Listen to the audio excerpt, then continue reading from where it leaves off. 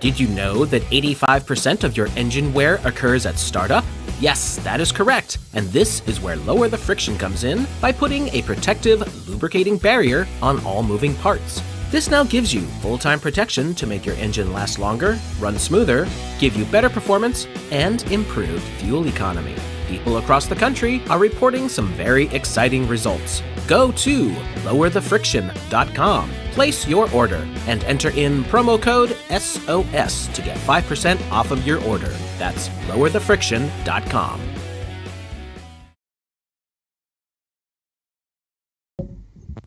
Well, hello everyone! Welcome to the weekly Secrets of Saturn live stream. I am Jason Lindgren, your host.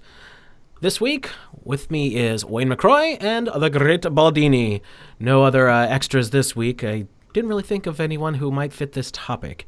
And this week, we are going to be doing another document that Wayne McCroy has searched around in his catacombs and pulled off the shelf, shaken off the dust, spilled some coffee on it, and sent it on over and said, I want to do this. And it is called... That's exactly how it went, actually. Yeah. Yeah, that's pretty much how it is. I spill coffee on everything, and then I'm like, "Hey, what the hell is this thing?" Then I look at it and read it. At least it wasn't my delicious coffee you spilled. I'd hate to waste it. No, I hate to waste any coffee, really. But that's right. Maybe decaf and instant I can live with. Oh, Yeah, decaf decaf's coffee. not really coffee. That's like non-alcoholic tequila. There's no point. Really? It's no good to me. No, you're dead to me. So this week we are going to do another document that does a lot with transhumanism, and it's called Converging Technologies for Improving Human Performance. So right off the bat, you hear some interesting stuff. Wayne, do you have a link for this that I can drop in the DLive and YouTube streams for everybody so that they can start off right off the bat seeing what we noticed, and that's the lovely little vector symbol right on the top front page here.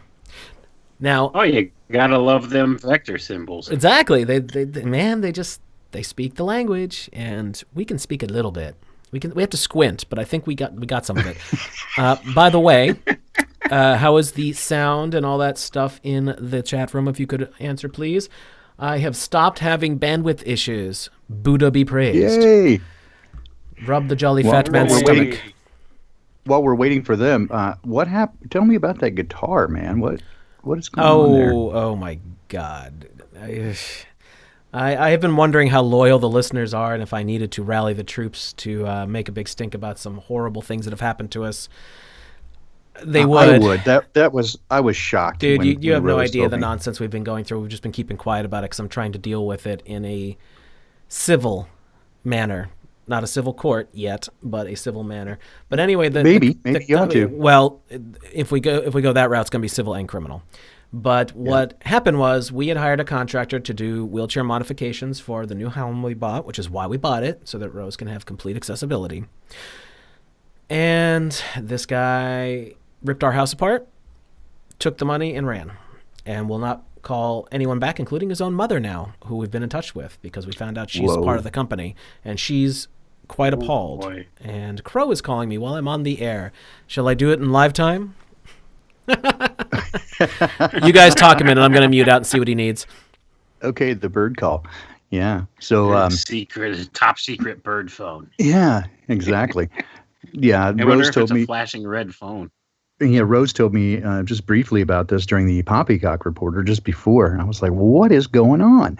And it apparently not just took a substantial amount of money and then tore the place up and ran, but took off with some of his gear too, including his favorite guitar. So that is not. That's a scuzz right there. Yeah. So, in addition to the primary document that Wayne pulled up, there's a secondary document that we'll also be kind of looking at if we get a chance to look at it. The beginning to conceptualize the human cognome project, and this goes immediately into weaponizing humans, using transhumanism to increase them for defense and warlike capabilities. So very, very interesting stuff. And again, that goes all the way back to 2002, just a short 18 years ago. So this is confirmation as we always. Yes. I think Jason's microphone is muted, but we can still hear him. No, he's still hot. I can still hear Is him. he still hot? Oh, gotcha. Okay. Yes. All right. So we can still hear Jason, but nobody else can. Oh, gotcha. Oh, the Moo. secret conversation going on right now. Yes, it's all about Jason's hair. That's what it's about. Just it so is people know. Gravy Jesus. It looks great. Yeah. So. Yeah, it's but anyway, yeah, it's interesting, and it's confirmation that, as we often have pointed out, that many times whenever they don't tip their hand about coming or future technologies, that they might say, oh, we might be able to do this, or there's a future technology. By the time they have released that information, it's already a couple of decades or more well into deployment. So all right. And these things that's happen exactly what we see. Yeah, that's exactly what we see with this document we're covering tonight. This is back from 2002, and it's talking about technologies that people have just now, within the past 2-3 years, become aware that even exist, first of all, let alone, familiar enough with it to understand what is being talked about in this document with it. So you got to figure this is about 20 years ago. They've been planning the use of this stuff. So that's what this is going to be about. Okay. Yep. So just to finish up what I was... Yeah, go ahead. Here we go. Crowe's joining us, by the way. I just added him in. Just to finish up what I was saying, not only did this guy rip us off for all that money, but he walked off of several things out of when I was in the process of moving. 2 guitars, a piece of my Bose PA system, and my Fender Blues Junior amp are all missing. Oh. Now, I could live with everything, when someone takes the guitar that you traveled the country with, recorded your albums with, played all your shows with, that hurts. I can't just go. I can go buy another Les Paul. I cannot replace that Les Paul. So anyway, it's like your woman. Yeah, that's when they take your axe. It's kind of like your woman. I've had that thing since the 90s. Not good. I've had that since I was in my early 20s. Like that. That is my. If every object I ever owned disappeared, and I still had that guitar, I'd be good. Not the other way around. That hurt. That hurt really bad when I realized it was missing. But anyway, Crow's joining us, so there we go. Welcome, Crow. Hey, guys. What's the good word? Oh, yeah, me and Jason been at a dead run. We're putting out an episode tomorrow. It'll be interesting to say the least. To say the least. We can take a moment and talk about that if you want, Crow, just to kind of give everybody the heads up there. Well, we got this Baldini here, right? Yeah. I am here, yeah. Okay, good. So Wayne and Baldini. So this is what I'm hearing. I think we can deduce that the Queen of England is gone, besides the fact that she announced she was stepping down and handed it off, and the red-headed one there that's clearly not related to them leaving the royal family. Mm-hmm. Federal Reserve appears to be gone. The government we had appears to be gone. The debt clock is running backwards for the first time in my life. And from 2 other sources, I'm hearing that there's a real chance we're going to come out better than we were, which would be a hell of a thing, because I don't know of a generation in history that can say that. So we covered these things, but I haven't had a chance to vet any of the news, but I also heard, maybe you guys know, that the Supreme Court just slapped the Electoral College and politicians. Saw that. Yeah, I saw that. I saw that as well, yeah. So that's another thing where all of a sudden politicians can be jailed or worse for breaking the law, as if that wasn't always supposed to be a law. But I think it's safe to say, when the fat lady sings, she might be one of us. Yeah, I would welcome it. So. I would welcome it if that's the truth. I'm always skeptical of them, putting out good news followed by bad news. But I would love to see it. Would love to see it. Well, we got a show tomorrow that'll make your head spin. I'll be listening. It's always good stuff, Crow. Always jaw dropping. That's for sure. Well, it was this one was interesting to say the least. Yeah. My crowbar was useless during this record, which is okay. It's a lot of information, but as I tried to vet it out and challenge a few things, I started to think, crap, man, I'm going to be able to rip a hole in this, but I can't totally rip a hole in it. We started to talk about the book Communion, and I thought, oh, crap, this is where it's falling apart. Alien Grays, sodomized someone. And I was thinking, here it goes, whole show's going to hell in a handbasket. But then she rightly pointed out those were CIA operations, if anyone was getting snatched.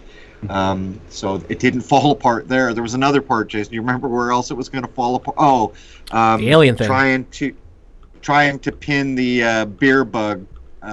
The claim being made that the first time the words are uttered in this country is on February 28th in Ohio, I think it is. Mm-hmm. I'm saying, okay, now draw the line back to December when China starts spouting off. And I'm thinking, crap, everything's going to fall apart right here. Then it turns out papers were filed November, the month before China started squawking very loudly. Right. So you'll just have to see. It is so much information as to be the definition of information overload.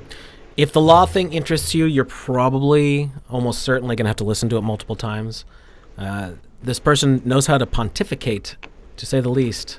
I'm pretty sure she had 3 soapboxes underneath her. Like she's good as far as speaking. Dude, I think she holds title on the Soapbox Corporation now. Baldini, she made you look like a 3-year-old learning his first words. She could go on and on and on and on. And Crow and I were just like, crowbar, please.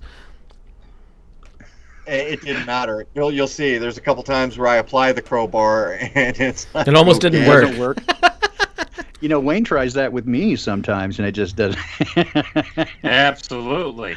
No, that work. never seems to work, man. That's okay. We have our support group. It's called On and On and On. So On and on and on. I think we're going to friends of those that talk too much. So anyway, that's that. You guys will have to let us know. Now, when Crow and I do our live stream on Sunday, hopefully enough people will have heard the show that we can discuss it and see what folks think, because it's a lot to digest, man. And if everyone seems to think it flies, then we'll probably do more with her. We just have to get her to be able to have a dialogue more, not a monologue, unfortunately. Bite-sized chunks, yeah. The other thing is you know how I try to. There's certain ways you can vet things with language where you're pretty sure that it's got a leg to stand on.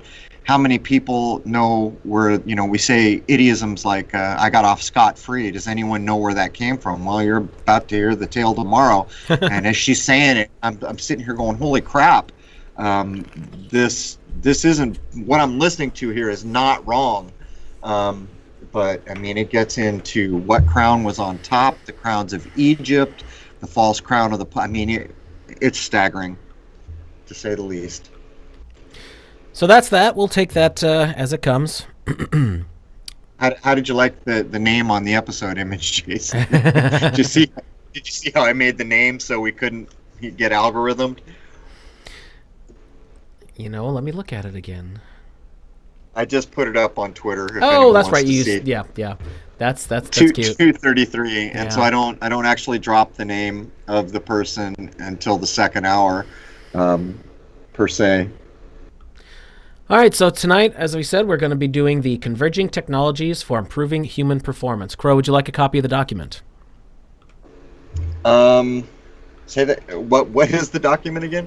Converging Technologies for Improving Human Performance, and this is from June of 2002. You know what? I'll just wing it for a while here, and I'll probably punch out a little early because I got to get up and make all this happen. All right, so National Science Foundation, Department of Commerce. The National Science Foundation and the Department of Commerce organized a workshop on December 3rd through 4th, 2001. This report incorporates the views expressed at the workshop of leading experts from government, academia, and private sector, and detailed in contributions submitted thereafter by members of the U.S. science and engineering community. So what did they just admit right there? The military-industrial complex. Mm-hmm. Anyone want to disagree with me there? Nope. All right, so getting down here. That's a great takeaway. Right. I mean, they just shows you right there. This is what they do. They're all in bed with each other. Let me get down to... Okay. The integration and synergy of the 4 technologies. The 4 technologies being nano, bio, info, and cogno. Originate from the nanoscale, where the building blocks of matter are established. This picture symbolizes the confluence of technologies that now offers the promise of improving human lives in many ways and the realignment of traditional disciplinary boundaries that will be needed to realize this potential. New and more direct pathways towards human goals are envisioned in working habits, in economic activity, and in the humanities. Yeah, they really care about us. And anyway, this is the NBIC arrow, which again looks like a vector. And anybody want to take the vector thing real quick here? But you're going to see that in every single, quote, space agency that's out there. And, people go, why would they lie? How could they all be in it together? Just take a look. Every single agency, nearly all of them, the country. Nearly all of them, let's be fair. Yeah, pretty much all of them. I think one or two don't, but no, they almost all do use it, which is like, didn't come up with your own design. Yeah, and if you question NASA about their use of it, they say it's a throwback to a delta winged aircraft. But then why would JAXA or why would ESA or any of the others use it if it's supposed to be going back to that specific thing? No, the delta symbology has been used in again Luciferian stuff for a very long time, and it specifically points out that entity, if you will, pays homage. So the fact that they're using it is completely unsurprising. I almost had a heart attack from lack of surprise. Crow, you got anything you want to say about the vector symbol? This is something we covered way back when, I think, in our space fraud series. There's so much to it, and I'm noticing kind of alternate uses that seems to kind of aim at the culture that's most likely to see it. There's a funny thing about that. Have you seen all these people trying to make it the snake tongue? Yeah, I don't buy that. Yeah, I'm not. I was gonna say, I don't think there's any there. I don't either. I think it's a. I see it's a why they stylized want to, version. though. Yeah, I mean, it's it's a lot of license, artistic license with it, but it is a stylized version of the vector symbol. But it is the vector symbol. The vector symbol has its own meaning. It's the pyramid, but done in a kind of a different way. But it still indicates the same thing. It's pointing to that specific pyramidal process and the ownership thereof for that time immemorial, insofar as I can tell. Well, it's weird too, because in our language that would be V, which would be the master builder number, right? That would be 22. Mm-hmm. So that's almost certainly in your face. But quite often, the point is down, right? Is that correct? In most usages, the point of the vector or the V is down. In most usages that I've seen, the point is either almost directly up or at about 2 o'clock. It's odd. Okay. Yeah. So with NASA, it's side to side. That's a masculine idea then. Mm-hmm. By the way, they actually used it again. If you've ever seen the last Star Trek show made called Star Trek Enterprise, their symbol also looks greatly like that, like a takeoff of NASA's. Right, that whole vector symbol, it all points back to geometry once again. It's the that specific shape, a triangle, that with those specific angles. That's what it harkens back to, and it does represent the pyramid as well, especially like in this rendering that we have here on this document. You can see it, the three-dimensional look that it has to it. It represents the pyramid. Oh, I see. So, it harkens back to those specific geometries again and the angles that triangle represents. So you see this vector all over the place, especially with the space agencies. And, it's not a coincidence that they're using it here, because these are what they would consider the space age technologies. These are the kind of things that they were talking about, way back when the whole quote-unquote space race first started. These are the kinds of technologies that they were envisioning back then in the late 40s and early 50s when they first started working towards these ideas, this whole space age kind of concept. So this all, once again, is one of those things where it's all interconnected at the topmost levels. So sure. We see it's they're no using mistake these. Yeah. Go ahead. It's no mistake that, I'm sorry, I was just going to say, you could see how they're using the synergistic working of these 4 different technology fields to try to bring things into fruition here. And we'll see later on as we get down further into the document here how it talks about the Renaissance period and back to the science of the Greeks and Romans, and how certain things have been lost through time, notably the interconnectedness of these different scientific fields and art. And they're talking about art as well and how these things go together. So you see what they're doing is they're laying down the foundation here to talking about what we would call today cybernetics as a science. This is like the systems control perspective of controlling whole systems, or looking at things in a synergistic way rather than looking at different specialized views of things. And it talks about that in this document, how our modern science is you become specialized in one field rather than having broad knowledge in all these fields to try to work them together. And it seeks to actually reverse this trend now in these technologies that it's talking about. And this was written almost 20 years ago, and we can see this stuff happening today. So on I'll a stop need-to-know talking now basis. and give No, I was somebody gonna else say, a soapbox here. on a need-to-know basis, of course, because again, when you start doing cross-discipline, it begins to open up those fields. But I was going to say earlier with the vector symbology, it's again no mistake that the new quote Space Force, branch of the military looks almost indistinguishable from Star Trek logo. Space Force. The Federation. I was just going to mention again. Throughout this document, they use the acronym NBIC. That's not NBC, but NBIC fairly frequently. And again, keep in mind that stands for Nano Bio Info Cogno. So they're going to try to put all those 4 categories together. So just going to keep that in mind when you hear Jason read that NBIC. It's Nano Bio Info Cogno. I just realized I hadn't looked at this logo in so long, and I just was doing the number studies through Kabbalah and everything. First of all, of course, the binding Saturn principle is there with the ring they put around everything. But I didn't really realize before, the ring is surrounding the A and the S. So basically what they've done here is they've done a mirroring code of 911. S is the 19th number. So the A inside the ring of Saturn precedes it would be 119, and then there's an A after. So it would be 1191.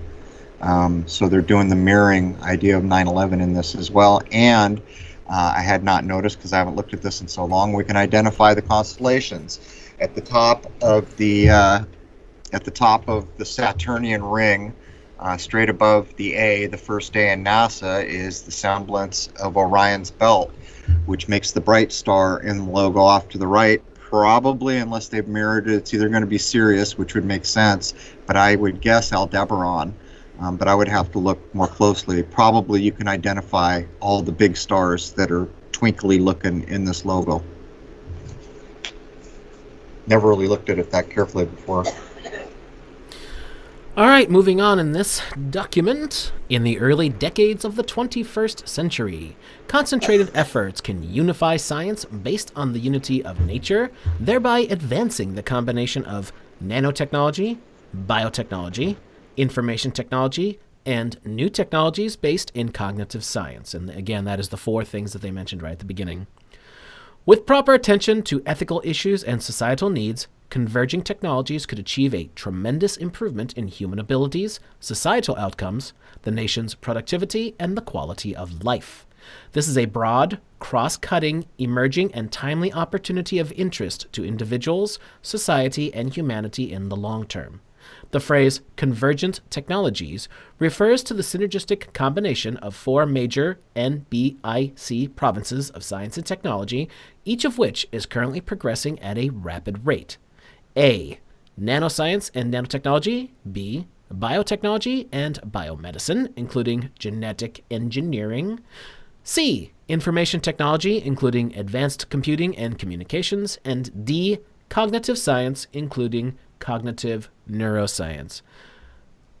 Wow, that's a mouthful right there, isn't it, ladies and gentlemen? Oh, dear. They do kind of put all the cards on the table, but you do have to sort of read between the lines a little bit. They try to point out at numerous times that they're trying to, preserve fundamental values such as privacy, safety, moral responsibility. Yet everything else they're saying flies directly in the face of that. So you do have to take it all kind of with a grain of salt and look for the big payoff on the numbers. Absolutely, you're correct there. They name all of these things and they say, "Oh, we could look at these technologies and still keep these things intact." Well, that really hasn't proven to be true, has it?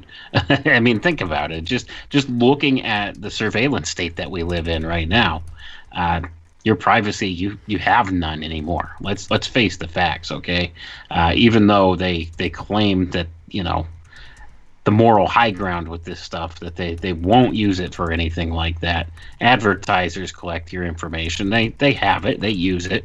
So it's not to say that this can't be abused and there's any preventative methods put in place for this stuff. It's in fact the opposite has been our experience here.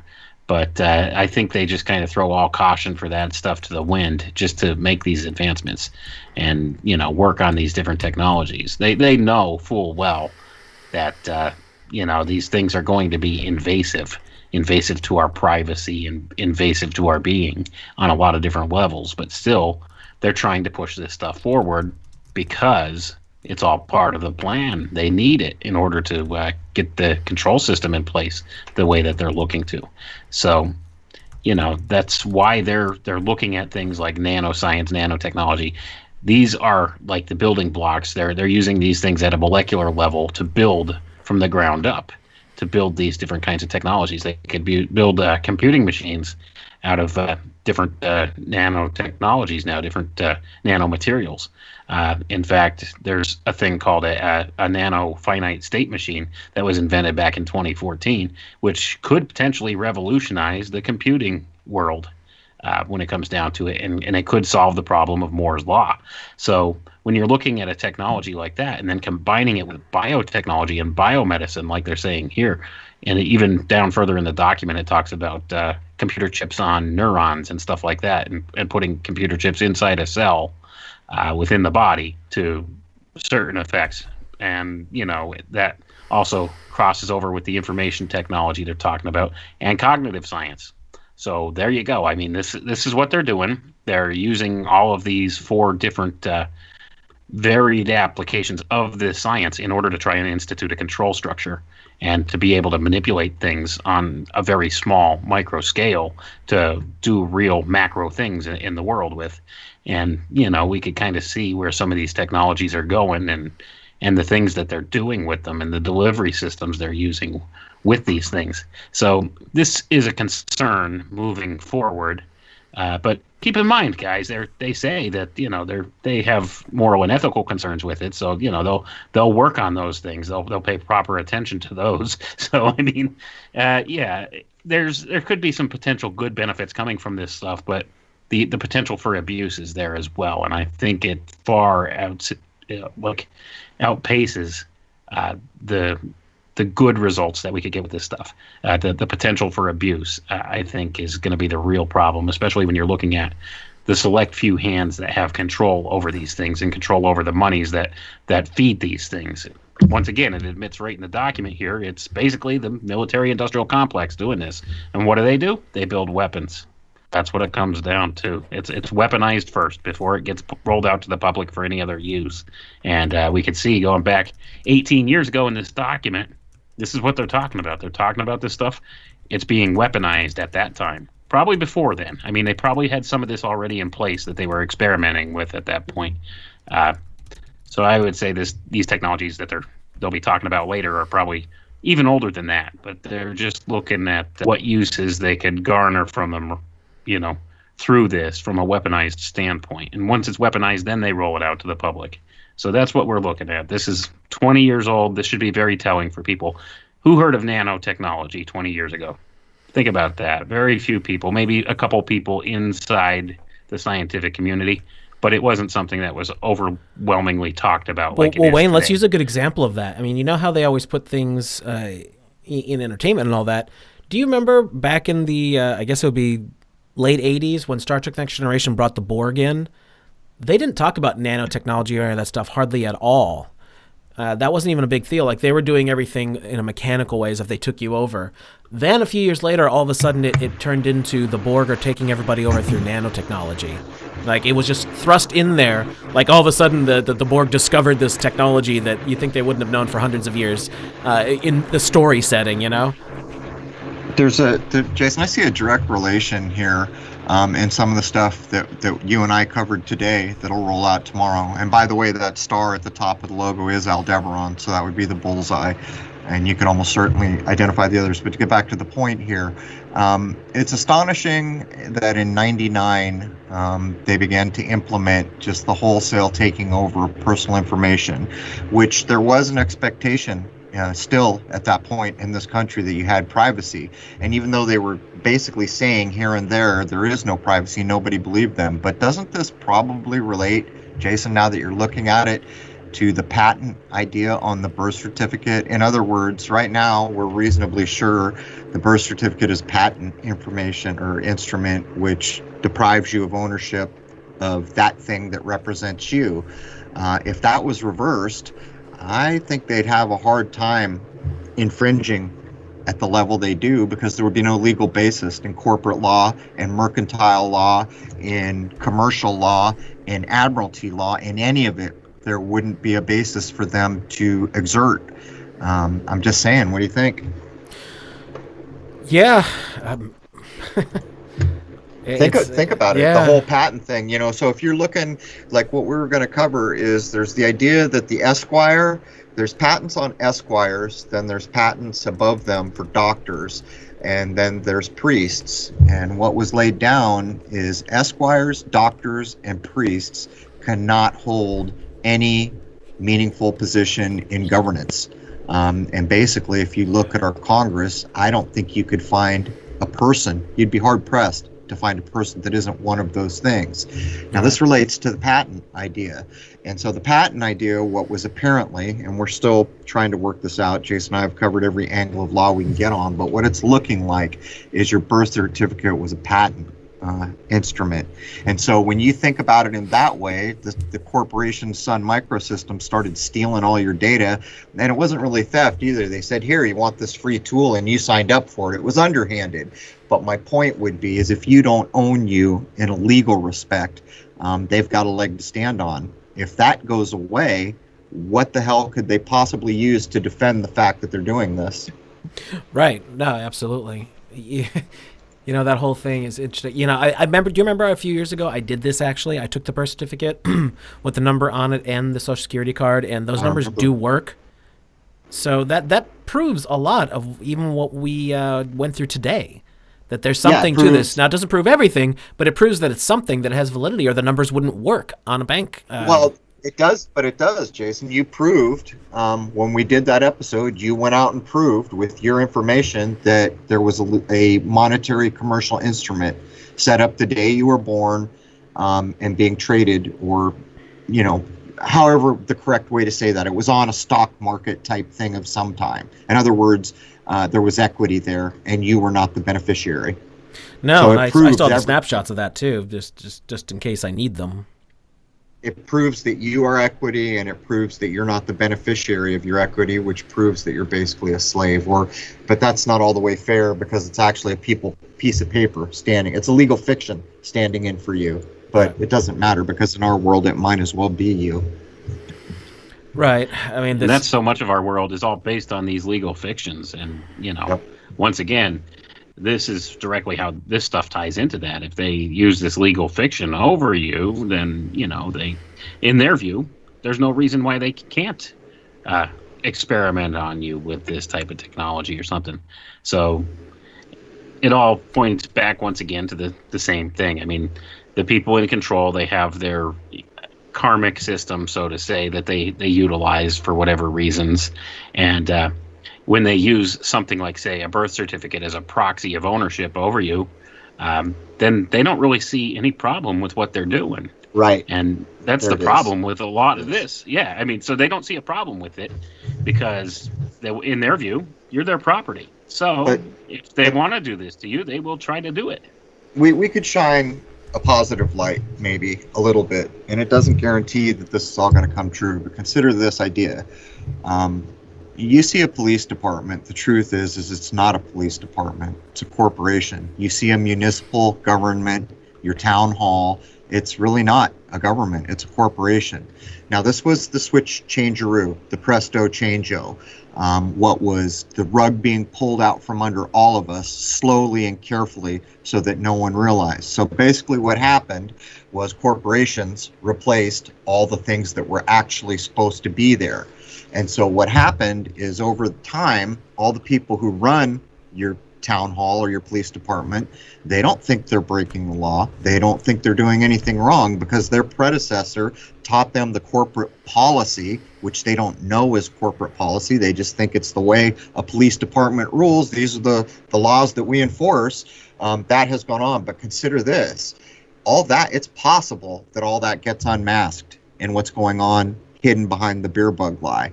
And if that gets unmasked, then if we rolled the clock back to 99, when Sun Microsystems is saying, guess what? There's no privacy in the world, but you get all these cool free tools like email and calendars and all this other crap we gave you so we could steal all your data. The point I would make is that can't happen anymore, because suddenly a corporation is not this I don't know, this thing with immunity that does whatever the hell it wants everywhere, and can't even be recognized for what it is. And that's really where we're headed. If we come through the other side of this, and our government is forced to decorporatize, which may in fact be happening, that could spell a whole new day for every facet of modern life, because every facet of modern life is drawn by corporation. Absolutely, and that's a beautiful point right there. And I really firmly hope that that aspect of things does come to fruition, because otherwise we're in a whole world of trouble here if we let these corporate fictions keep doing what they're doing to us as people. And it's a sad situation when you look at society and they're all just complacent, walking around just doing whatever they're told when they're told, just for the little bit of comfort that they're given, or security that they may or may not be given by said government, or the corporatocracy that it really is. So I hope that this does come down to that, where we have to look back at our foundational roots again and get back to the things that are real, and that were, I think, originally intended for this before everything went corporate the way that it has, the way that those few people at the top of the power structure decided to manipulate and steal from the public at large and have their way with them. So I think a better day could be coming, and I hope that's the truth right there. It almost seems like when this episode goes live tomorrow, it'll start to give you the impression that this is convoluted beyond the scope of a human mind to be able to understand. So convoluted that it was designed to be convoluted, that there may be, 100 people in this world that even understand the real truth behind what's gone on here. But the point I would make is it almost seems a certainty to me at this point that a person who understands how, when, why, and what happened, to include the instruments that did it, it's just simply a matter of filing the right papers in the right way. Because it turns out that these people will break damn near every law in the book, but that's what corporation is for, right? Because corporation, a person won't be held responsible. You're behind the corporate veil. And even though if you break the rules of corporation, you can pierce the corporate veil and make the individuals behind it, it almost never happens. It's almost like the courts are geared to never pierce the corporate veil. But my point here is that it appears now that there are people who are beginning to figure it out, which is shown by all the law series we've done, but at a higher level, there are people who are making a run at this, and simply having a corporation means a single thing, that there are laws that bind how some massive thing like that works. It's not a corporation without the rules and laws, it's just a jungle, and that's what a corporation doesn't want, because then you lose control. So I almost to a certainty, I have accepted that simply using the correct law in the correct way would bring it all to its knees. All right, let's move on in the document. Timely and broad opportunity. Convergence of diverse technologies is based on material unity at the nanoscale and on technology integrated from that scale. The building blocks of matter that are fundamental to all sciences originate at the nanoscale. Revolutionary advances at the interfaces between previously separate fields of science and technology are ready to create key transforming tools for NBIC technologies. Developments in systems approaches, mathematics, and computation in conjunction with NBIC allow us for the first time to understand the natural world, human society, and scientific research as closely coupled, complex, hierarchical systems. At this moment in the evolution of technical achievement, improvement of human performance through integration of technologies becomes possible. Okay, well, that is transhumanism right there, everyone. That is transhumanism right to a T. And also, when they're talking about modeling and all that stuff, you see what they're doing with all these computer models. And what are they doing to us right now? They are trying to gather the data on, well, when we poke them this way, they do this, and we poke them that way, they do that. I strongly suspect they've got more information on us in the past couple of months than they have in a very long time. What do you guys think? Oh, absolutely. They've been collecting data like mad during this whole lockdown thing. Just as a side note there, I wanted to point back to a little passage in that paragraph you just read, though, where it says revolutionary advances at the interfaces between previously separate fields of science and technology are ready to create key transforming tools for NBIC technologies. It's a harkening back, when you read between the lines there, to alchemy. This is talking about natural alchemical sciences here. See, that's code right there, transforming tools. And you'll notice that the font is changed for those two words. And that's to point out something to people in the know. So when you're looking at this, they're hearkening back to these alchemical ideas once again. And of course, they're talking about, in this regard, cybernetics, because cybernetics is actually what I would view as a perversion of the alchemical natural sciences. This is whole systems control. And you can see how they're talking about how these different approaches, when working together under these quote-unquote hierarchical systems, this is what they want to do. They want to merge these things together and use them in a synergistic way to bring about different effects and stuff in a true cybernet, because that's what it's all about. It's about the end result more so than the little micro pieces that you use to patch this all together. So it's looking at things from this holistic perspective rather than from these compartmentalized sciences. So this is code for anybody in the know. This is what they're talking about. They're talking about using this. And you'll notice that they do harken back to natural science, even right there in the passage. They're talking about, for the first time, to understand the natural world, human society, and scientific research as closely coupled, complex, hierarchical systems. That's exactly what they're talking about. This is alchemy, folks. And that's what they're talking about in here. Now get this next little paragraph and think about what year this came out. The workshop participants envision important breakthroughs in NBIC-related areas in the next 10 to 20 years. Fundamental research requires about the same interval to yield significant applications. Now is the time to anticipate the research issues and plan an R&D approach that would yield optimal results. Again, this came out in 2002. So there you go. There's some, planning ideas getting put into effect there with this stuff. And, it's very telling on the face of it. I mean, this is what they're doing. They're talking about these technologies, but what they're not talking about is just as important as what they are talking about. They kind of hint and kind of pick around at it in here a little bit. The alchemical theme to it all. The transformation, transforming tools. This harkening back to natural world, natural sciences, closely coupled, complex, hierarchical systems. And that's the thing. I mean, there's more information in here from what they're not saying and they're kind of hinting around with than just what's on the surface read here. And that's what people need to understand with a lot of these type of documents. Anybody who's familiar with any of these type of alchemical sciences or natural sciences or how to utilize these things for a real world effect could read between the lines with this stuff. So, I mean, you're looking, yes, this is mostly for the science-y crowd, but within that science-y crowd, there are most certainly those that are well practiced in occult arts of sorts and alchemical arts. And these are the ones that kind of, that kind of information, they'll pick up on it. Whereas some others might just read over it and think nothing of it. Crow, what you got? I just got back. I was worried on an upload there, so I tuned out for a second. Sorry. All right. Next section. Let's check this out. Strategies for transformation. It is essential to prepare key organizations and societal activities for the changes made possible by converging technologies.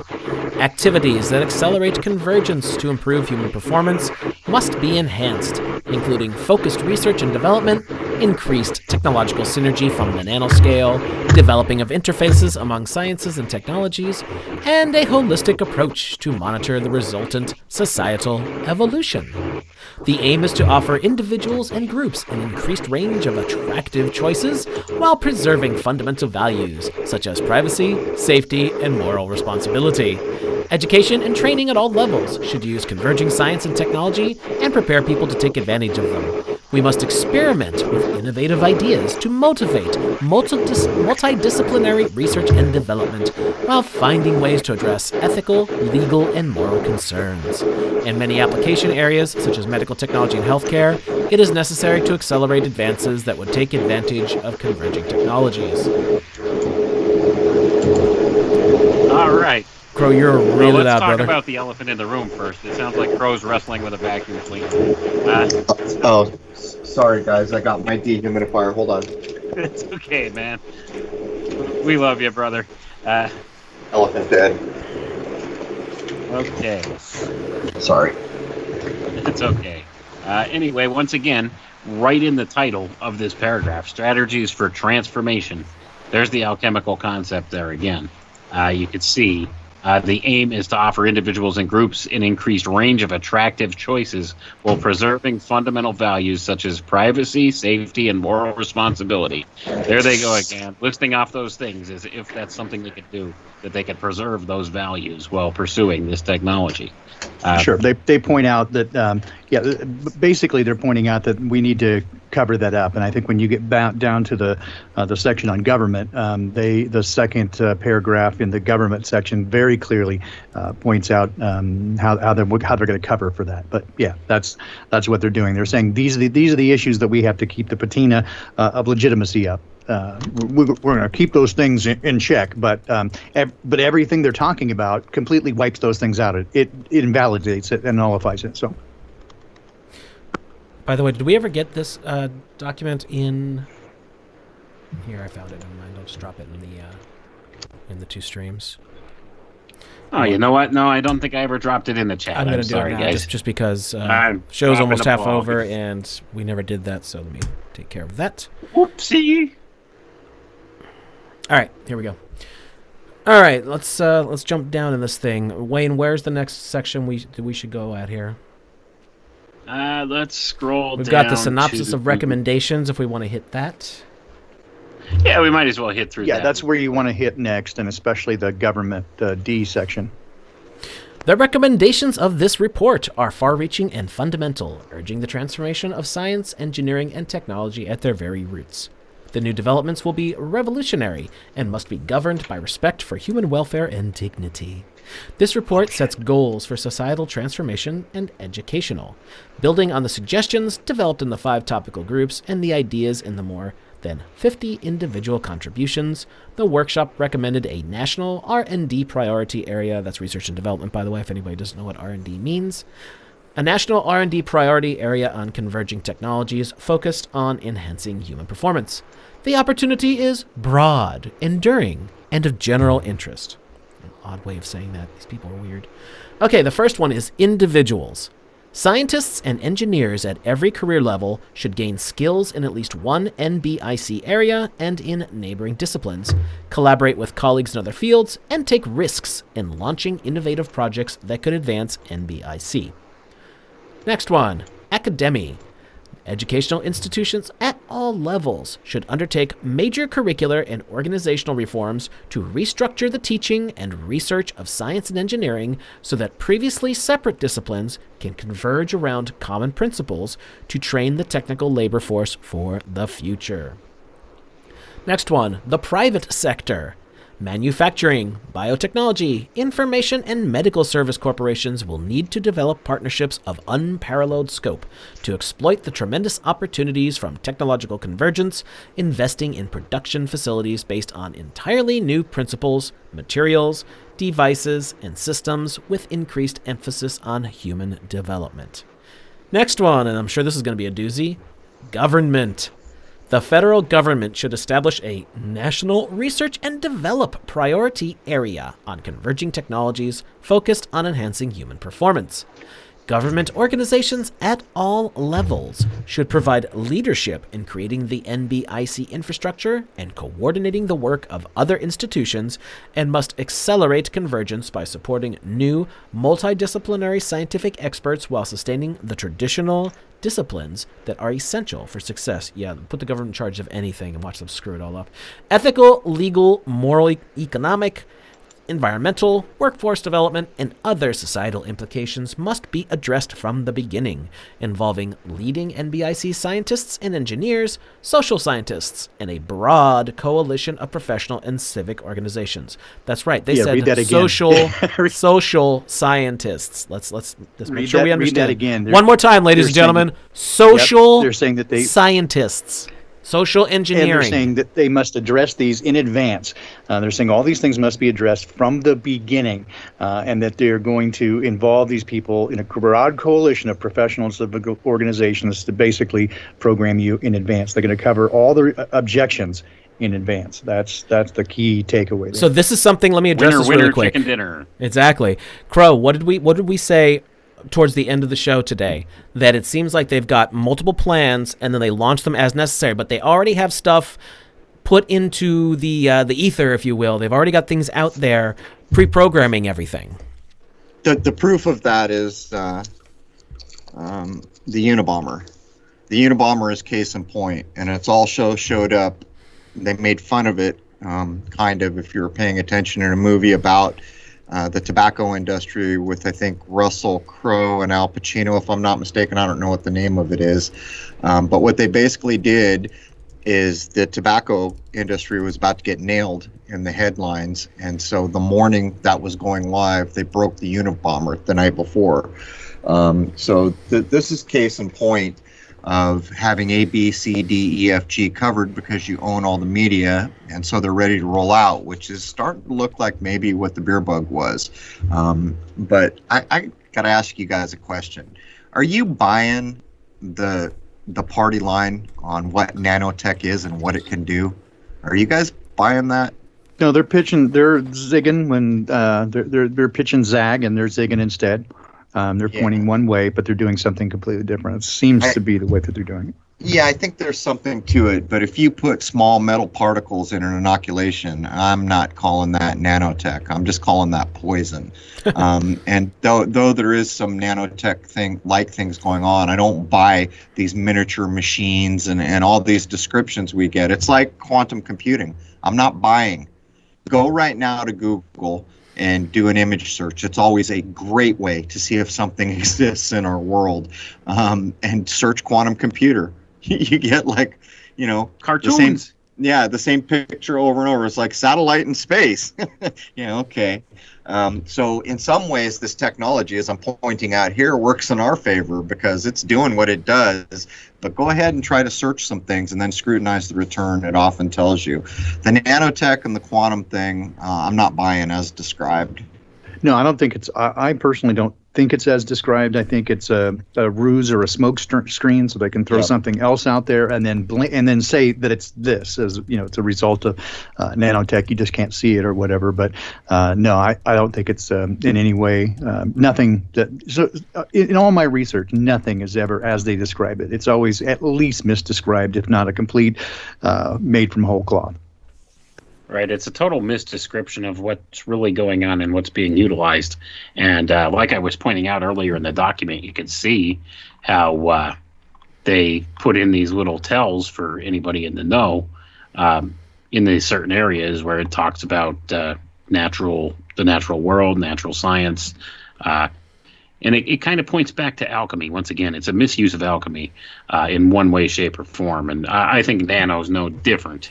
I believe there's a certain technology there, but it doesn't function as described or, necessarily look or work as described. But there's something to it. And that's the important takeaway.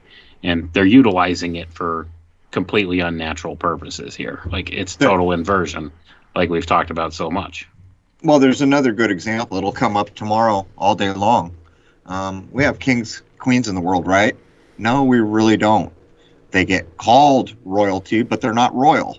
And this is, even on the episode image I just put up, I basically said if we didn't have nature, our world would be one complete fiction. And so when you know these foundational ideas where it's a lie agreed upon, as is so much history, it gives you a new foundation to work from with all these extraordinary claims being made.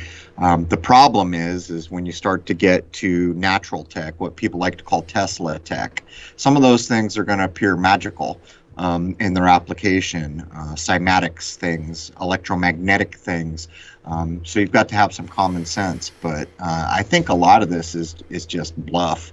I really do. It's to give the impression of the invincible fortress, which hopefully over the next year we're going to see is not so invincible.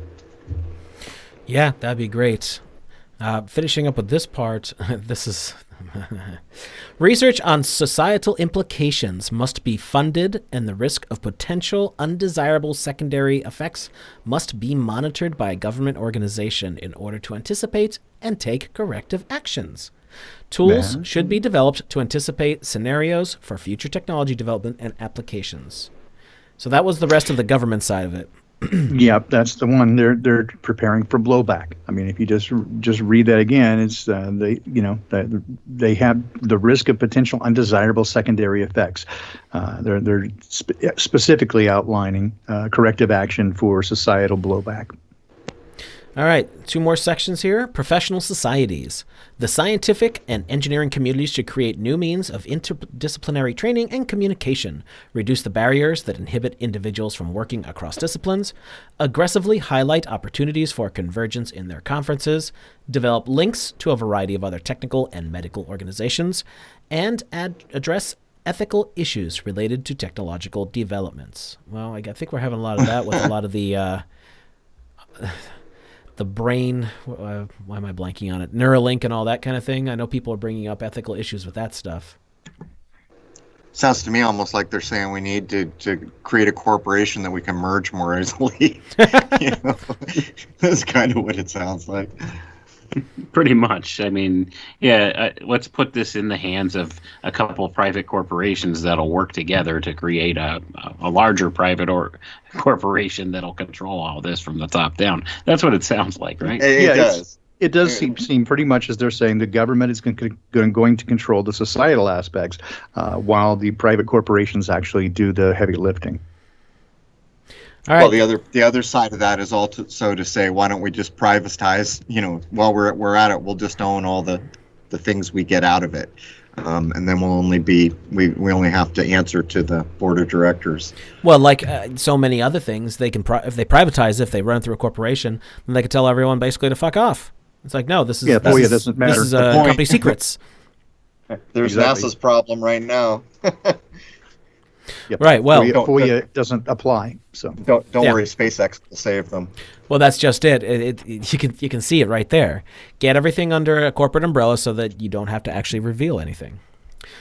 All right. So the last section on this, other organizations. Non-governmental organizations that represent potential user groups should contribute to the design and testing of convergent technologies in order to maximize the benefits for their diverse constituencies. Private research foundations should invest in NBIC research in those areas that are consistent with their unique missions.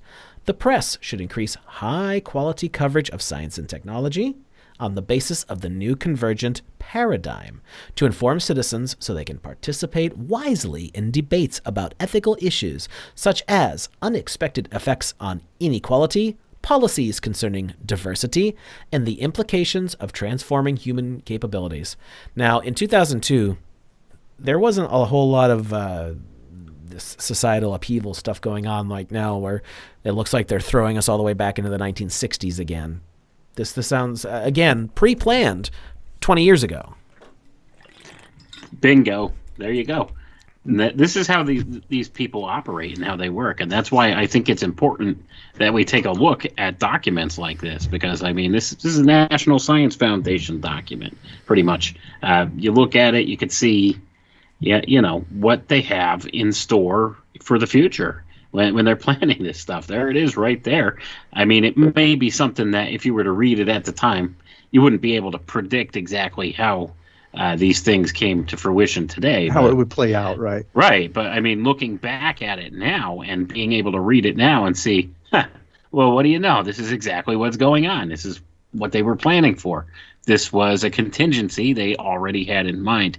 And that's the thing, guys. They have so many documents and stuff like this out there from these think tank groups and everything else like this that have these planning phases involved, have so many different contingency plans that it's used like as a backup. So, if X thing happens, we use plan B or whatever. They go to this stuff, and that's basically what goes on. I don't think it's so much that they're really like laying down the roadmap for the future. It's just they contingency plan for everything, for every possible avenue of things that they could look at. So they have a plan in mind, waiting in the wings to implement, to steer things in the direction they want. Yeah, it does seem like that, Wayne. And I think if you even look at the, the kind of a little bit of a schism or the dichotomy between 1984 and Brave New World, those were two avenues, right? It appears that Tavistock basically, they did commission those two works and say, tell me what it looks like. Right, and each of them presented their own viewpoints, and in fact, there's a letter between Orwell and Huxley, in which Huxley explicitly says he prefers his version. He thinks his version is better because it's not a boot on the neck. That he gets, as he says, mankind to love his enslavement. And so it does seem as if, again, it's much easier, as you say, to track these things backwards. They produce a lot of these think tank documents, and it's, again, as you said, if you were to look at them at the time, it would be difficult to track them to anticipate how it's going to play out. But if you go backwards, for example, we did Lockstep a couple of weeks back, and if you look at that was one of four scenarios presented, right? But it is the one of the four that has come specifically to fruition. And in fact, if you take a look at the very beginning of this document and understand where it comes from, it's a think tank, but it comes out, and I want to point out one of the guys here, the four leading guys here, the World Technology Evaluation Center. R. Horning is one of them, and it's weird because that's not accurate. It's actually R. Horn. And as we get to the end of this program, I'll show you a link of his and what he's involved in. But you'll note that it's not only June 2002, but Arlington, Virginia. And I think that's very, very telling. If, where Arlington, Virginia, what's happening. Gee, there. What goes on in Arlington? I have no idea. Oh, man. Only there's a big cemetery. The first 15 letters of the alphabet appear there. And it expressly says, right, that any opinions, conclusions, or recommendations expressed in this material are those of the authors and do not necessarily reflect the views of the United States government. Not necessarily. Not necessarily. We'll take it under advisement, right? And that's the kind of thing that you get when you read these documents, as Wayne very clearly pointed out. That, again, they're planning for a whole bunch of different things. And as we've gone through before and talked about game theory and simulations, this is kind of what happens. They feed all this stuff in and then test our reactions to it. And you can very clearly see this in social media and how you'll get, immediately an ad for something you thought about, right, that appears, or they suggest things, right, and this is what I've demonstrated, is that they're not just monitoring, but they're actually driving these moves. They're not just predicting them, but they're driving some of the behaviors. This is what they've done, is created an entire list that runs the gamut, and they plug them all in and find the best potential result to get where they want to go. And it's all based on game theory, like you just said. All of it, because that's what they use as a prime programming tool. They could steer the direction of the game by doing this, by reacting in certain ways or by doing certain things, and they already have it all figured out. The game theory math is not something that's theoretical. I mean, there's definitely, you could look at Crow likes to use the examples like the wisdom of the crowd. These things are proven through time and time again, and you could always get the result you're looking for as long as you have enough data to work with. So that's exactly what it's about, and you can hit the nail right on the head as long as you just have enough of that data in there. So that's what they do, and that's how they use these ideas. So they have these scenarios in mind, and they know in order to get effect A will do action B. So that this is how it works. It's all based on game theory. I would highly suggest anybody, if you could get a hold of any books about game theory, pick them up and read them, because you'll understand things a lot better that way. You'll be able to see sounds all like these a future show, man. Scenarios. To a certain It could be. I mean, tessellation and all that. But there's another side of this that goes invisible, which is, in my view, part of what makes it so kind of dangerous. So if you were a member of one of these crews that seeks to take over everybody and trade them as chattel, if you ask them what's your spiritual intent, I'm pretty sure they're not going to say, "Oh, I follow the golden rule. I'm going to do unto others as I would do unto He who has the myself." gold rules? And he who has the golden mix of rules, right? Yeah. Yeah, if you said, are you a turn the other cheek kind of guy, or what's your spiritual path? And so therein lies where we are now as we're heading into the new cycle, because probably the majority of us have a concern for other living beings.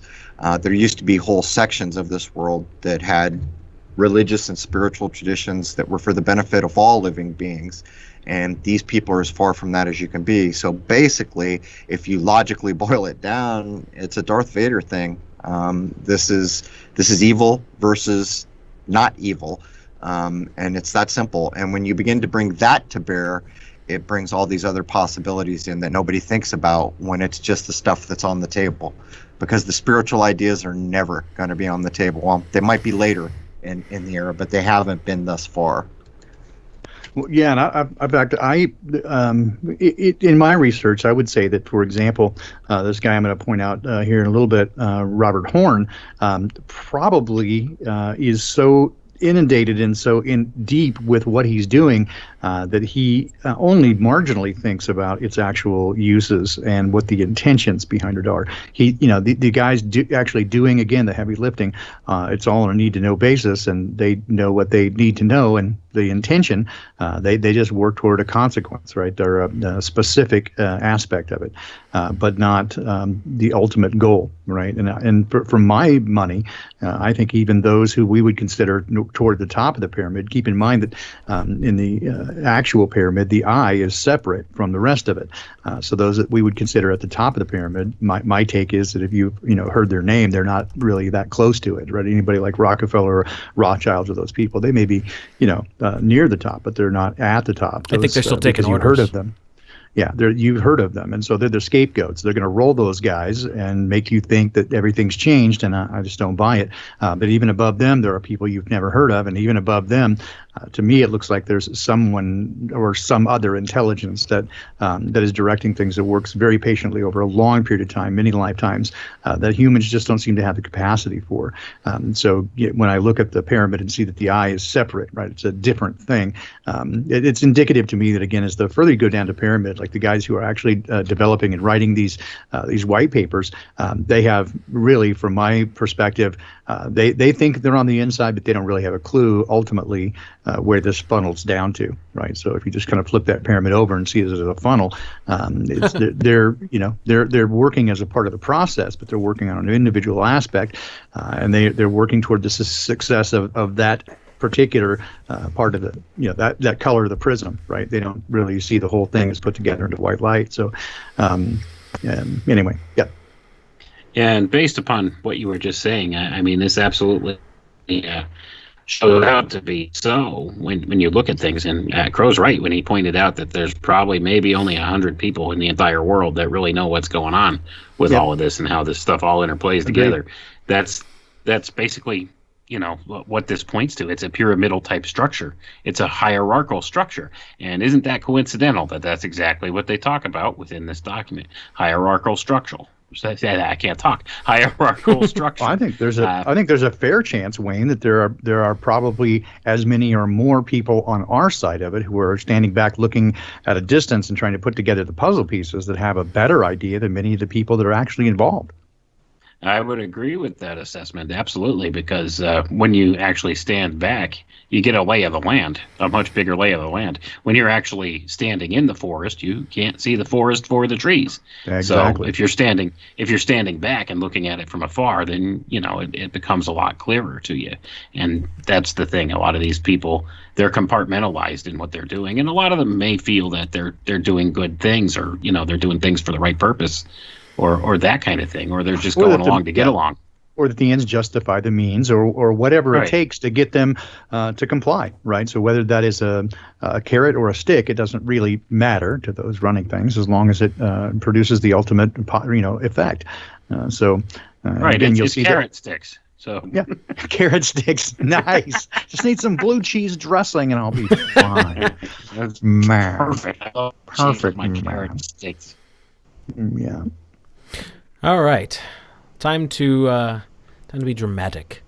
We stand at the threshold of a new renaissance in science and technology, based on a comprehensive understanding of the structure and behavior of matter, from the nanoscale up to the most complex system yet discovered, the human brain.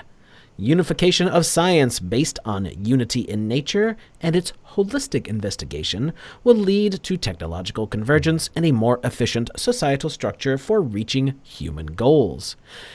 In the early decades of the 21st century, concentrated effort can bring together nanotechnology, biotechnology, information technology, and new technologies based in cognitive science. With proper attention to ethical issues and societal needs, the result can be a tremendous improvement in human abilities, societal outcomes, and quality of life. And there it is again. You've got the mention of unification of science based on unity in nature, and its holistic investigation will lead to technological convergence and a more efficient societal structure for reaching human goals. Gee, what goals are they talking about? That sounds like a transhumanist goal to me. But you could see once again how they harken back to these alchemical type ideas, these natural science ideas, the unity of nature, based on the unity of nature, and its holistic investigation. See, and once again, you see this is the whole cybernetics idea. And in my view, and this is what I've come across largely in my studies, cybernetics is an inversion of alchemy. It's a total perversion of alchemical processes. And that's the main science that they use to look at everything.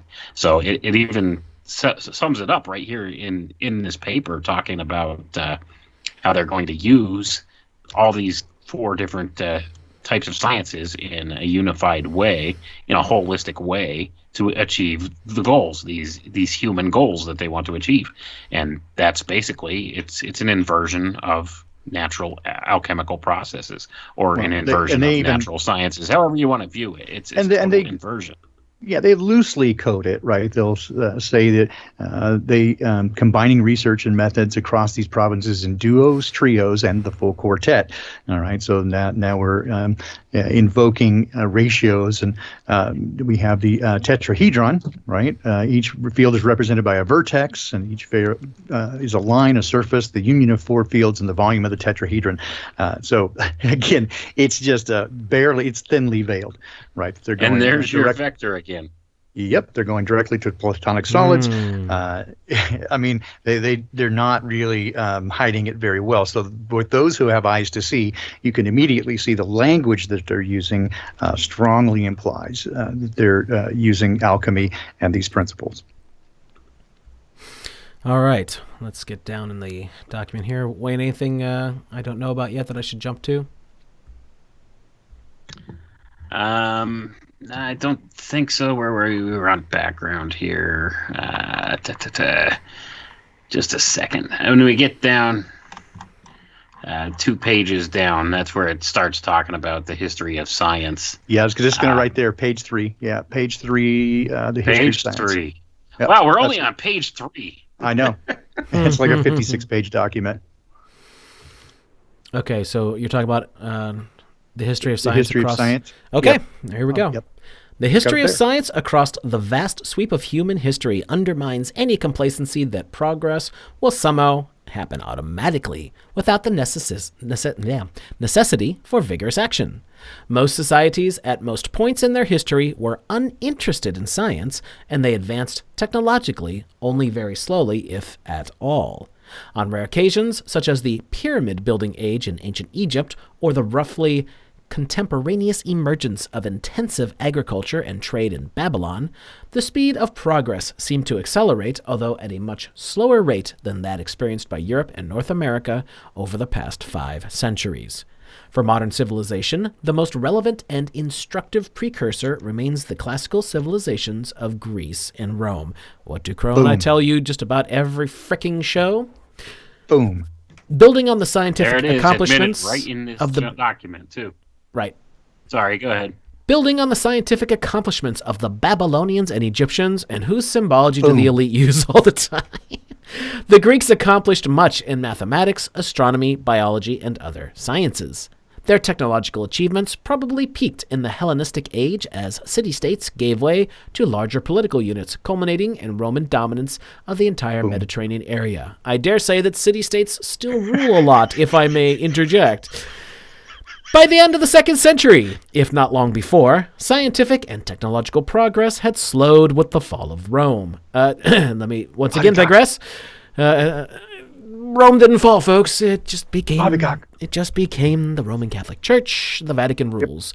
Historians debate the degree to which technology advanced during the following Dark Ages and medieval period, but clearly a mighty civilization had fallen into bloody chaos and widespread ignorance. The Renaissance, coming 1,000 years after the decline and fall of the Roman Empire, reestablished science on a stronger basis than before, and technological advancement has continued on an accelerating path since then. The hallmark of the Renaissance was its holistic quality, as all fields of art, engineering, science, and culture shared the same exciting spirit and many of the same intellectual principles. Yeah, also the Spanish Inquisition, I may say. A creative individual schooled in multiple arts. A creative individual schooled in multiple arts might be a painter one day, an engineer the next, and a writer the day after that. However, as the centuries passed, the holism of the Renaissance gave way to specialization and intellectual fragmentation. Today, with the scientific work of recent decades showing us at a deeper level the fundamental unity of natural organization, it is time to rekindle the spirit of the Renaissance, returning to the holistic perspective on a higher level with a new set of principles and theories. This report underlines several broad, long-term implications of converging technologies in key areas of human activity. Societal productivity in terms of well-being as well as economic growth, security from natural and human-generated disasters, individual and group performance and communication, lifelong learning, graceful aging, and a healthy life. Coherent technological developments and their integration with human activities. Human evolution, including individual and cultural evolution. Fundamental scientific discovery needs at least 10 years to be implemented in new technologies, industries, and ways of life. Thus, if we want the great benefits of NBIC convergence within our own lifetimes, now is the right time to begin. The impact of advancing technology on the present quality of life. The United Nations Development Program 2001, Wayne, you'll have to fill us in a moment on that, will be accelerated by NBIC, and new possibilities for human performance will be unleashed. Can I summarize this? Go for it. All right. So here's with eyes to see. Here's what they say. The history of science across the vast sweep of human history undermines, any complacency. So real science undermines what they're trying to do. They want to prevent anybody from being polymaths. Take a look at what we did. We've got the bullshit Roman Empire where we ruled the world by the end of the 2nd century. We made everybody dumb, and we threw them into bloody chaos and widespread ignorance with the fake Dark Ages. The Renaissance is where we came out and told them about science, but we had reshaped it at that point. And now what we're going to do is unleash this. And here's the bullshit. Societal productivity, security for us, individual and group performance, just group performance, lifelong learning, that means life control from start to end with an unhealthy life, coherent technological developments and their integration within human activities. So there you go, cyber humans and transhumanism and human evolution that we're going to control. And that's that's how I read it, folks. It is kind of coded language for those with eyes to see. They point out these things specifically, kind of couched it in a bit of word salad, but you can pull out the words and see exactly what they're kind of, again, very thinly veiled saying. If you have any background at all into the mystery schools and what they're saying, you can't fail to miss it. Okay, and here's another thought that goes along with that. And this next sentence right here, Jason, kind of proves out your theory about decades. Fundamental scientific discovery needs at least 10 years to be implemented in new technologies, industries, and ways of life. There you go. Yep, and so they come back several times and say 10 to 20 years, 10 to 20 years. That's right. Yeah, well, that tells you, because what's that? That's the repeat of the cycle. So, see, observation about the decades changing, that's true. It's a true thing. It's acknowledged right here. And also, let's look at it this way. What are the scientific, things that are coming about to fruition right now, and the cultural things coming about right now? Where's that leading? Well, let's look 10 years down the road. What's 10 years from now? 2030. Is there an agenda for 2030? What kind of agenda? That's the only question. That's the only question I need to ask people in order to connect the dots. So what kind of an agenda is there in 2030 for 2030? And that's 10 years from now. So the things happening now are, for the shaping of this whole 2030 agenda. So, you can take a look at some of that documentation to kind of get an idea as to what's coming within the next 10 years. Well, and I mean, again, look at what the first 3 bullet points of their list of 20 of what they want to accomplish: fast broadband interfaces directly between human brain and machines. What? Comfortable wearable sensors, robots and software agents. No way, right? They're throwing it right out there from Jump Street. They're not hiding what they plan to do. Keep in mind, this is 2002. This was written in. Keep in mind. And they couch it all in this kind of soft sell. Yeah, we can improve humanity, but again, it's so thinly veiled. You can very clearly see what the agenda is. We should rewrite the Velveteen Rabbit. It could be like the Velveteen Sensor. It's got to be comfortable. It's got to be comfortable. Comfortable, yes, comfortable. Yes, it's. I wonder if our broadband interfaces are going to be comfortable. I think they're going to be rectal, right? We're going to pick up where the Grays left off. You're going to have to plug in from the... Oh, my. Their bullet points are just hilarious, right? National security will be greatly strengthened. You think? The ability to control the genetics of humans, animals, and agricultural plants. Vast promise of outer space, poppycock. New organizational structures and management principles, right? They don't stop here. And formal education will be transformed by a unified curriculum. Common Core. Oh, for fuck's sake, man. We will invent a system called Common Core, and we will make them learn nothing. Mercy. Yeah. Again, I just like to, before I see that we're kind of where we're sitting at in time, I just wanted to pop this in the chat real quick, and something for people to take a look at later. And I don't know if you can put this up on the screen, Jason, or not. What's that? So this is, remember I said earlier in the program that they called a guy R. Horning, and I said that was incorrect. It's actually Robert Horn, and he is from Stanford, but by way of Cornell University and Columbia University, and he runs a think tank, and he has been involved in many of these things. But what I just posted in the chat is it's an interactive infographic that describes what Robert works on. And as you take a look here, and you can click on many of these items, some things that, of course, stand out: thinking bigger thoughts, connecting the smudges, social meshes. If you look at the upper right-hand helping groups area, get started and stay on the same page in dealing with seemingly intractable, wicked problems. What the hell? Exactly. Avian flu. What are social messes? Avian Social flu mess pandemic projects. Right scenario. there. I was right there. So avian flu pandemic scenario. Again, that's clickable, and you Look can at go this in thing. and look at that. If you take a look down here, right in the middle, my other interest in writings, simulation, gaming and scenarios, educational research, philosophy, cognitive science, artificial intelligence. He is all everywhere here. Genetically modified food, discernible focus projects. Take a look at this one, NASA project on strategic science, but he's got this one over here. Let's see, where was it? Discriminate Force Project. I thought NASA was for going to outer space. No, it just lays. This guy lays it right out there. I mean, all the stuff like that the he's big working smirk on. on his face. I don't know And who. here's an important one.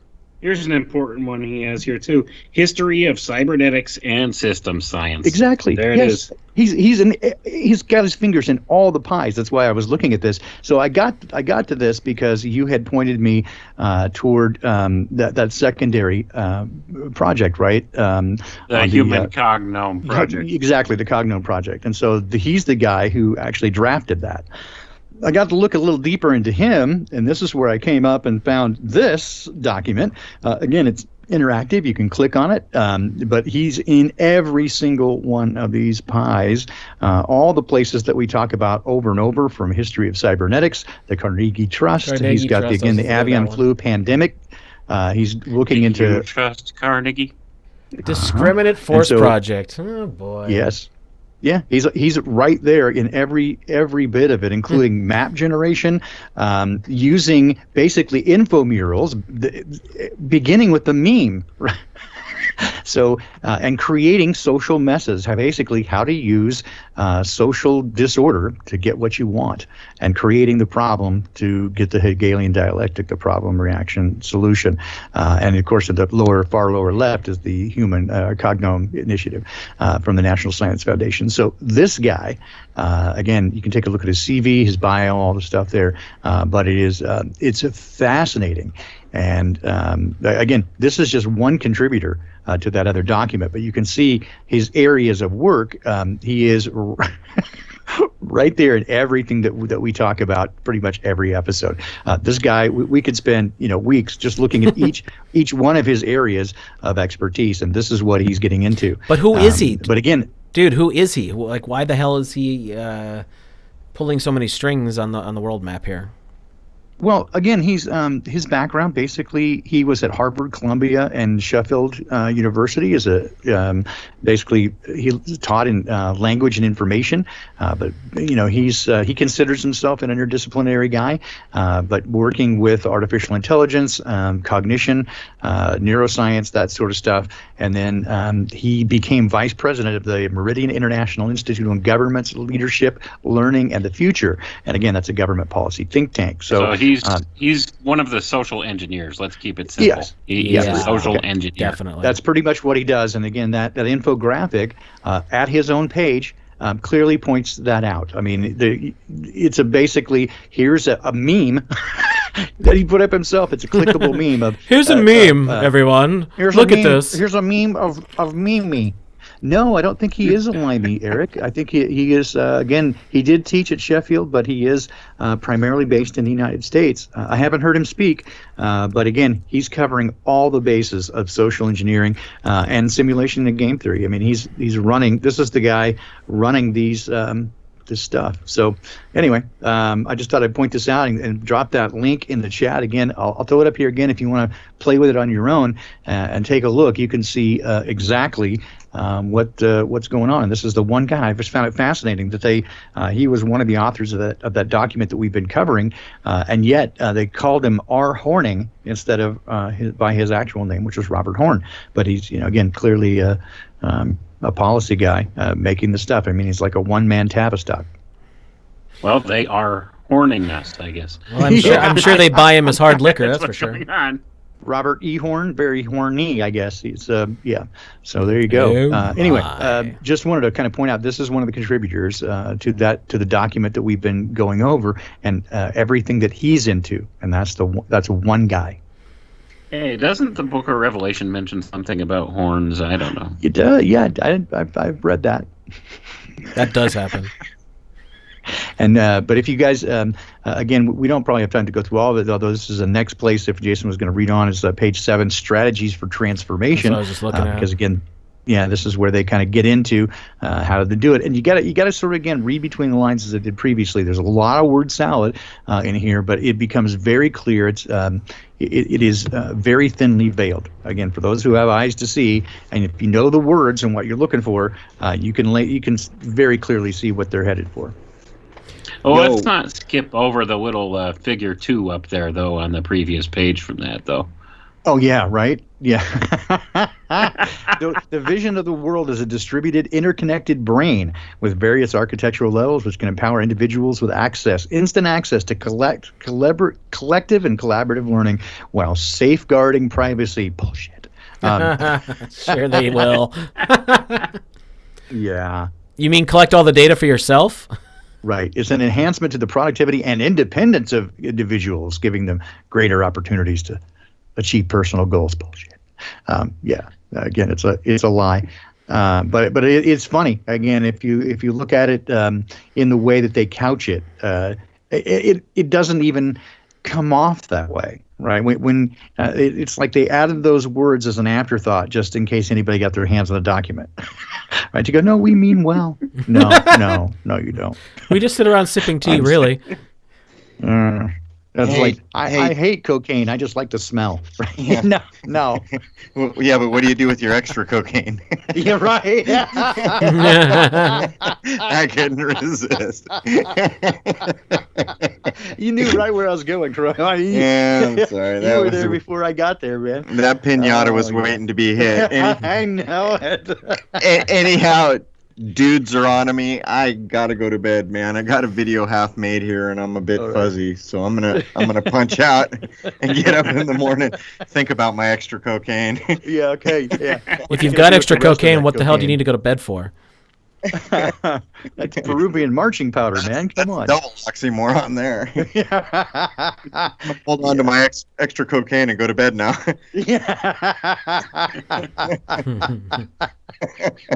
Only Balti gets it. Drug humor. Tell that extra cocaine I got. It's too decent to know why that's funny. I guess we're of an age, Crow. I don't know, man. Maybe it comes from the touring industry and the music. Maybe that's it. Oh boy. I gotta go. Good night, everyone in the chat room. It is funny. Oh man. Why is it funny to have extra cocaine? Why is that funny? Because there's never any extra cocaine. No, all right. I'm out. See you guys. All right. Good night, Crow. Man. Have a good one, man. Crow. All right. Oh, it's always great, man. He always cracks me up. You're still sniffing over there with What? I got a gobber working. Hang on. Now, if we really want to break Baldini, we just need to bring up that whole perspective thing again. Oh my God! Don't even start, dude. I'm gonna use a magnifying glass. No, you're not. No, just go burn some ants or something. You. Anyway. Yeah. Okay. Sorry. Where were we? So let's get down to strategies for transformation. Yeah. Science and engineering, as well as societal activities, are expected to change, regardless of whether there are policies to guide or promote such changes. To influence and accelerate changes in the most beneficial directions, it is not enough to wait patiently while scientists and engineers do their traditional work. Rather, the full advantages of NBIC developments may be achieved by making special efforts to break down barriers between fields and to develop the new intellectual and physical resources that are needed.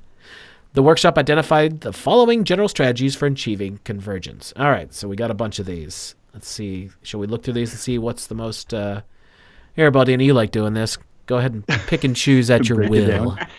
Well, all right. The strategies for transformation. Just quickly, they're going to prepare key organizations and social activities. I mean, what more do you got to say there, right? They're just going to BLM social activities. Yeah, we're going to basically program you. Activities must be enhanced that accelerate convergence of technologies for improving human. Improving human performance, not. But in nanoscale, developing interfaces among science and technology is a holistic approach to monitor the resultant societal evolution. So there you go. That's widespread surveillance and game theory with simulation. Education and training at all levels should use converging technologies to prepare people. So again, what they're just kind of give them an iPad and dumb them down and just let them learn Dunning-Kruger from an iPad. Experimentation with innovative ideas to focus and motivate people. A high visibility annual event comparable to the sports Olympics. This is the sort of thing that they do. They call it integration, right? And so they're basically top-down integration. It's in here, letter M. It's necessary to accelerate developments in medical technology and healthcare in order to obtain maximum benefit. So again, but you combine this. Keep in mind what our buddy Horn was doing, and he was specifically working in 2002 because the document that links to in terms of the avian flu again is in 2002. They were preparing for a pandemic then, and you remember there was a big bugaboo about they did swine flu, then they did avian flu, then they did Zika, Ebola, all this sort of stuff. They've been preparing for this. Yeah, they've been preparing for this for some time. It shouldn't be a surprise to anybody. I mean, 2 years ago, Fauci said absolutely that Trump would be in a quagmire of a pandemic. Well, we haven't had a pandemic for 100 years, so how would he know that? Right. Again, there is so much evidence of prior knowledge. It's not even funny. And yet, if you bring it up, they, again, call you crazy and a conspiracy theorist. And yet there it is in black and white. In fact, Forbes magazine now has so many articles about it and how, billionaires just raped the economy, trillions of dollars that they sucked right out of the economy. And keep in mind that as much as they trashed the economy, the only ones that really got damaged are small mom and pops mostly. The multinational corporations, they did really well.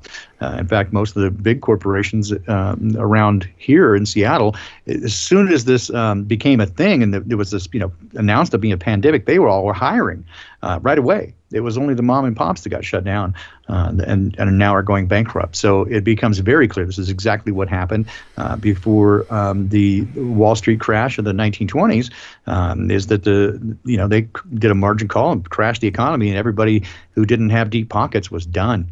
And only the people with the deepest pockets came out like bandits, because then everybody defaults on their loans and they come in and buy it for pennies on the dollar. It's exactly what we're going to see probably in the coming months. I mean, they already have a coin shortage now that's being imposed. So if that's not a clue that they're going for, and they're exactly, they're absolutely going for a digital currency, and they've got a three-angled approach that they usually do. Again, they've got a coin shortage that the beer bug can stick on dollar bills. Well, cocaine does. All that leftover cocaine you got. What are you going to buy your cocaine with when it goes digital, when the currency goes digital? I know, right? Do you need a straw, sir? No, I got $1. I'm good. I'd like some Coke. We only have Pepsi products. Sure, give me one of those and some Coke. No, just give me something that sugar in it. Yeah, well, there was a girl I was dating in LA, and she kept snorting Sweet and Low because she thought it was Diet Coke. I don't know what's going on with that. Crazy talk. Not very bright. She was blonde. Anyway, that does happen. It does happen. It's true. Anyway, so yeah, if you go, I just encourage everybody to take a look at this document that Jason dropped in the chat. Read it for yourself, and use your own eyes and go through what you can see. Kind of take a highlighter if you want to, and go through those words. Right, the word Renaissance shows up over and over again. They constantly refer to the Roman Empire as well as Greek. They talk about mythology. In numerous places, they use a lot of metaphor and allusion here, but it again becomes very clear that there is sort of it's very thinly veiled. Over and over, they talk about how they're going to include, this is for the betterment of mankind, and you just expect them to say not. right? I mean, it becomes very clear that that's not at all. The only ones going to benefit from this are those at the top. They pretty much clearly say that they need to manage and control society in order to roll this out without getting blowback.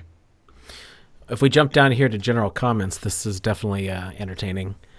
There should be specific partnerships among high technology agencies and university researchers in areas such as spaceflight, where a good foundation for cutting-edge technological convergence already exists. But in a range of other areas, it will be necessary to build scientific communities and research projects nearly from scratch. SpaceX. It could be important to launch a small number of well-financed and well-designed demonstration projects to promote technological convergence in a variety of currently low-technology areas, like reusable rockets. See, look at that. Go figure. This is long before SpaceX was even dreamt about by people. Before you and even actually, really it might heard even of be Elon Musk. before Virgin Galactic. Yeah, it might even be before Virgin Galactic even tried their thing. I think so. Because Jason, space is hard, as you may or may not know, hard. Jason. Space is hard. It's really hard, man. Yeah. So again, and then if you'll notice, they keep coming back to like page 13, national security again is highlighted. They keep throwing these things out there. So key visionary ideas, is that what you're looking at there on page 14, Jason? Is that where you're at? Or? Oh, no, I was your right under the page is last ahead. section, but that's all right. Oh, okay. Sorry. Yeah. I jump ahead. All right, so ahead. enhancing group... Go ahead. Yeah, this is one we should probably touch on. Enhancing group and societal outcomes. This group of workshop participants examined the implications of technological convergence for human social behavior, social cognition, interpersonal relations, group processes, the use of language, learning in formal and informal settings, and the psychological correlates of social behavior. Oh, you mean Facebook? A wide range of likely benefits to communities and the nation as a whole has been identified, and a specific vision has been proposed of how these could be achieved through a focused research effort to develop a system this group called the Communicator.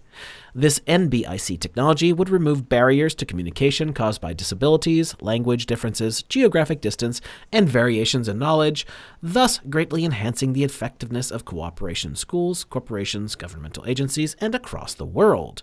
Converging technologies will lead to revolutionary new industries, products, and services based on the synergism and integration of biology, information, and cognitive sciences from the nanoscale. Social media? There you go. The communicator system. Could this be the social media? And this was 2002.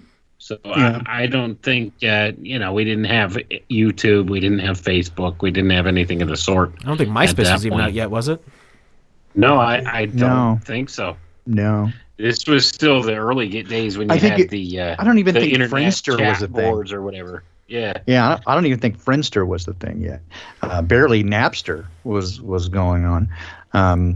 So when that section is done, I know they're coming to the top of the next hour. I wanted to get to table 2 on page 14, which is the key visionary ideas, because, again, they bury some in here, but it's laid right out there. When you're ready for that, we'll take a... go ahead, because after that, I want to make sure and hit a couple of these points here. So they've got basically several themes here with overall potential, expanding human cognition, that sort of stuff. But here are really the highlights: the new patterns for economy and society, sustainable and intelligent environmentalists.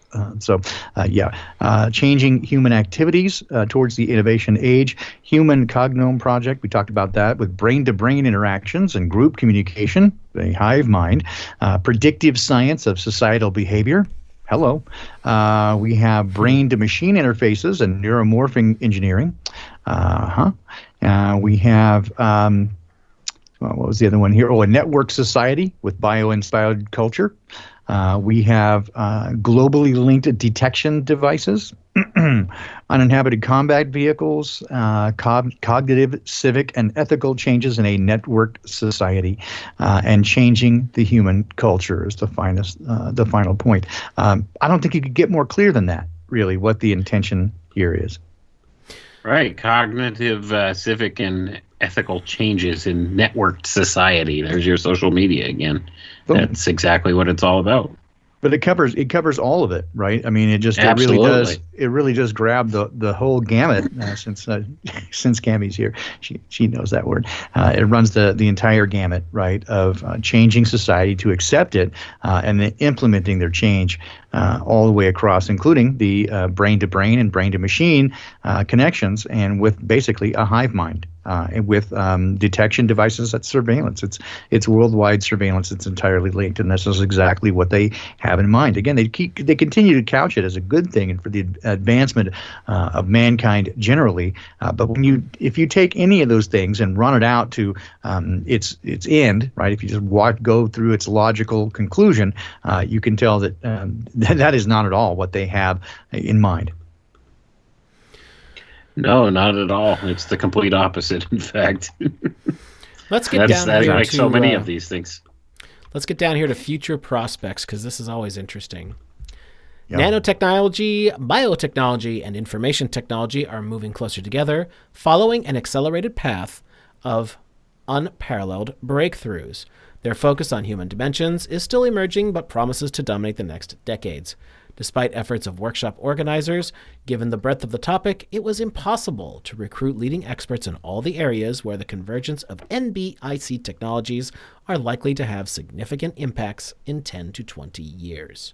In addition, work has really not begun in some of the key application areas, and new areas are likely to emerge that have not yet attracted the attention of many scientists and engineers. Thus, the section below presents the following admittedly speculative additional ideas on how technological convergence may transform human abilities 2 decades, which is now, and more in the future.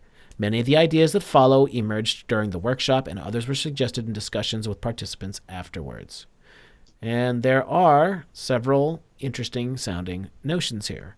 Work efficiency, the human body and mind throughout the life cycle, communication and education, mental health, aeronautics and spaceflight, food and farming, sustainable and intelligent environments, self-presentation and fashion, transformation of civilization.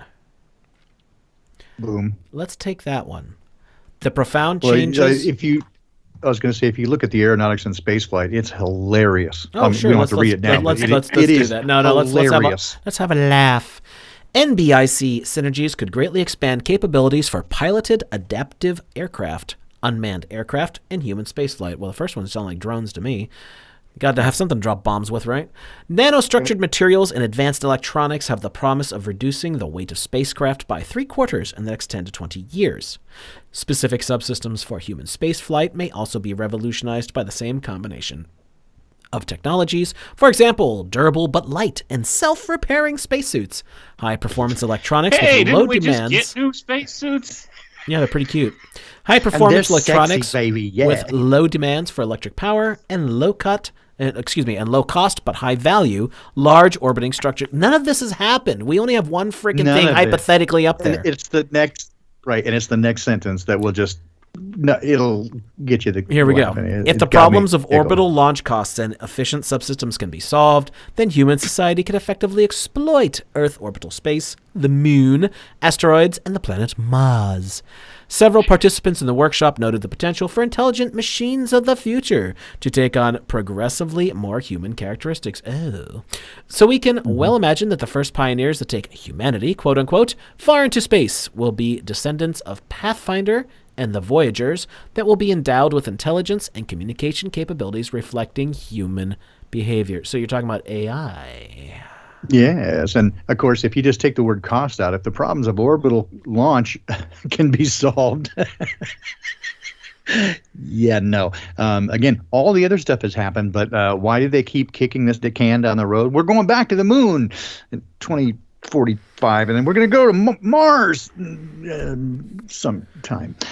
Everything else has happened but this. We keep going backwards. So just wanted to point that out, how hilarious that is. So yeah, you can go ahead. They did make some fancy new spacesuits, though. And they were sexy, baby. And they Sexy, use baby. touchscreens now.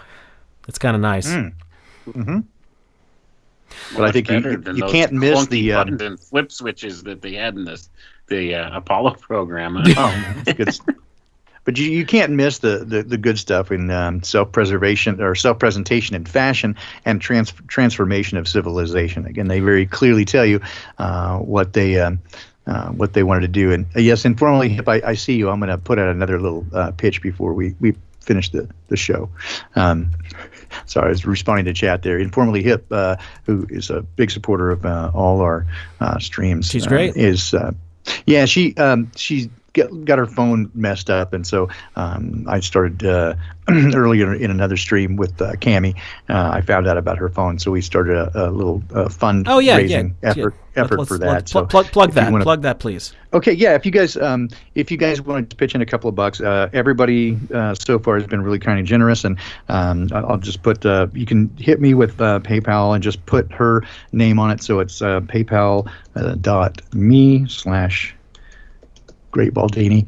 Hit me there. Just put what I put. Hip chick. That's it. Hip chick phone. Just put that in the comments, and then everything that we get will go for getting her a new phone, because she's a great supporter of the shows, and she keeps posting everybody's streams on social media. She's here to in all the streams and moderates. She's awesome. So we're going to take care of you, girl. We'll get you a phone. Yeah, let's get her a phone. Yep. So there you go. Anyway, that's my plug. You got a couple bucks to pitch in, folks? Go ahead, pitch in a couple bucks. And everything that I get for that will go for her phone. And if there's any extra, we'll send that along to her as well. So cool. There you go. Anyway, so I thank you for letting me pitch that out there. But of course, I love Dawn. She's great. She's always so awesome. Supportive of everything we do. Every single one of us. That's awesome. That's something you can't buy. That's just, that's loyalty. Thank you, Don. You do an awful lot for all of us, and we do appreciate it. Yeah, we do. And I just wanted to show that as soon as I found out that she was in need. It's like, come on, we can get a phone, man. I mean, technology is we can get it. So it's done, and we'll get you going. All right, let's hit the last point here that I would like to touch on before we sign off for the evening, which is transformation of civilization. The profound changes of the next 2 decades may be nothing compared to the utter transformation that may take place in the remainder of the 21st century. Processes both of decentralization and integration would render society ever more complex, resulting in a new, dynamic social architecture. There would be entirely new patterns in manufacturing, the economy, education, and military conflict. People may possess entirely new capabilities for relations with each other, with machines, and with the institutions of civilization. In some areas of human life, old customs and ethics will persist, but it is difficult to predict which realms of action and experience these will be. Perhaps wholly new ethical principles will govern in areas of radical technological advance, such as the acceptance of brain implants, the role of robots in human society, and the ambiguity of death in an era of increasing experimentation with cloning. Human identity and dignity must be preserved. In the same way in which machines were built to surpass human physical powers in the Industrial Revolution, computers can surpass human memory and computational speed for intended actions. The ultimate control will remain with humans and human society. With proper attention to safeguards, ethical issues, and societal needs, quality of life could increase significantly. And not for the masses, though. New professions for humans and new roles for machines may arise to mediate between all this complexity and the individual person. Art, music, and literature may attain new levels of subtlety and sophistication, enhancing the mental qualities of life and the innate human appreciation for beauty. Okay. That was a mouthful, but let's take a peek. Processes both of decentralization and integration would render society ever more complex, resulting in new dynamic social architecture. There's blockchain, folks. That's what that's talking about: decentralization and integration. And here you go. And it's absolutely correct in saying there would be entirely new patterns in manufacturing, the economy, education, and military conflict. Because when you're talking about a blockchain utility, this is more than just money or interaction. I mean, you could tie the whole social credit rating, social credit score, right to this, the whole 9 yards.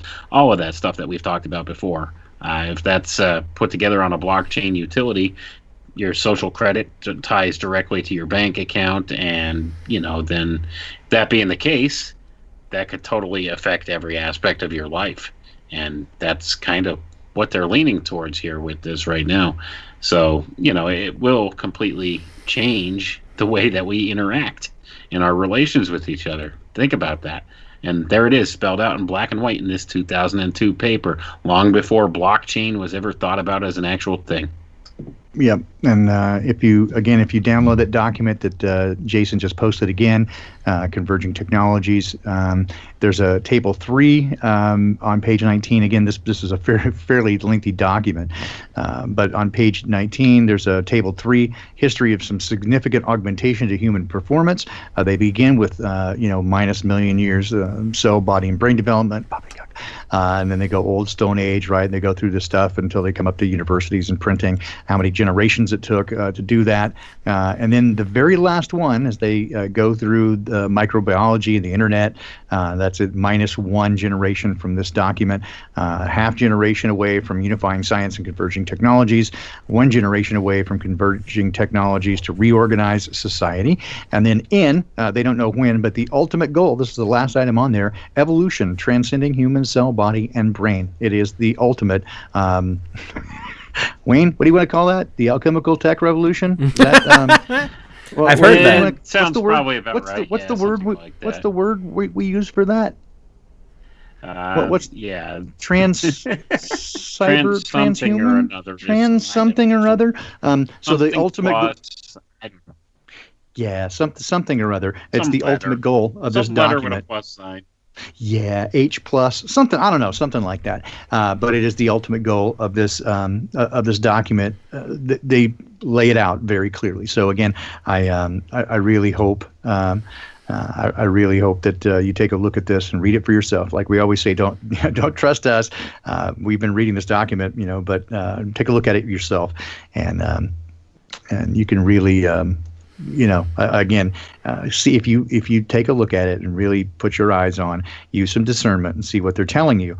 It's again, I don't want to say scary. I saw a couple of people say in the chat that it was very dark. Yeah, that's their plans. Right, but foreknowledge is forewarned, right? And information is power. Once you know it, again, it's very easy now to backtrack and see where they've come, and you can see what their plans are. They definitely are going for this transhumanist agenda. It is couldn't be more clear. All right, that's going to do it for us. Anybody have any final thoughts you want to get out? I like bacon. I've heard that. I think there's a white paper on it. Yeah, speaking of poppycock, I'd say, again, most of their plans, again, poppycock, everybody says, well, what can we do? Again, my take is stay true to yourself, get, close to those you love, live from a place of love, and get close to nature and your creator. And that breaks their algorithm, right? They're just not planning on that. To me, the opposite of love is not hate, but it is fear.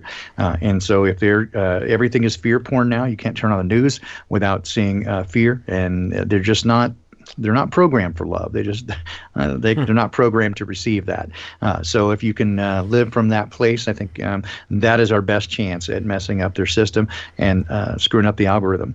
And so it's stuff like that again. And for example, donating to Informally Hip and getting Dawn a phone. That's the kind of thing. Again, they're just not. They're not planning on. And if you want more poppycock, join the lovely Rose 777 and I tomorrow morning, as we are every Tuesday and Thursday morning, 6 a.m. Pacific, 9 a.m. Eastern, for the Poppycock Report on Rose 777 channel. There you go. And if you happen to want to get on the bullet train that is going to be tomorrow's episode of Crow 777 Radio, it's going to be quite a ride. Oh, fuck yeah. I'm down with that, man. It's interesting. It's going to be crazy. But anyway, thanks for everybody being here. I think we had a couple of hundred people as we usually do, which is awesome. I'd love to get it into the thousands, but it's wishful thinking, isn't it? More minds the better. We want the right people. We want the right people. We do want the right people. I want to reach the right minds to help. Oh, I think they can enlighten themselves, but help with their education, because this is what we do, and we love doing it. So anyway, that's it. Thanks, guys, for being here. Take care.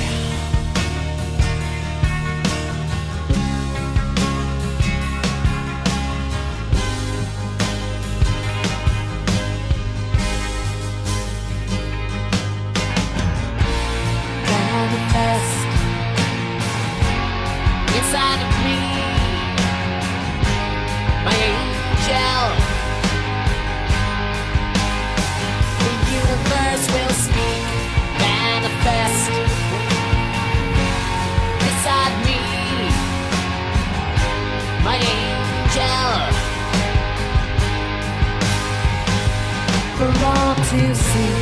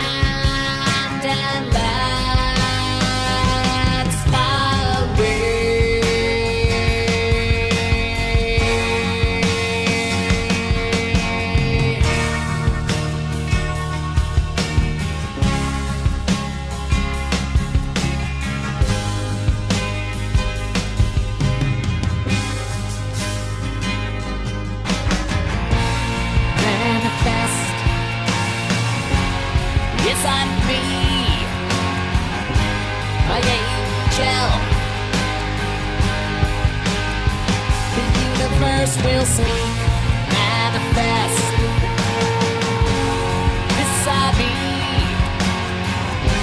my angel, for all to see.